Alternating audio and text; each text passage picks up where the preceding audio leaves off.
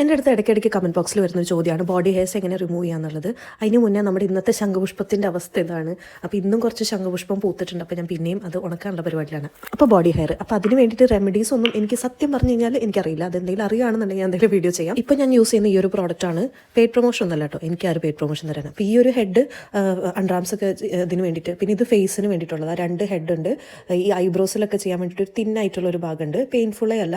പിന്നെ ഇത് ബിഗ്നി ഏരിയാസിന് വേണ്ടിയിട്ടാണ്. ഇപ്പോൾ അങ്ങനെ അല്ലാത്തൊരു കയ്യിലൊക്കെ രോമം കളയാനും ഇതുപോലെ മതി.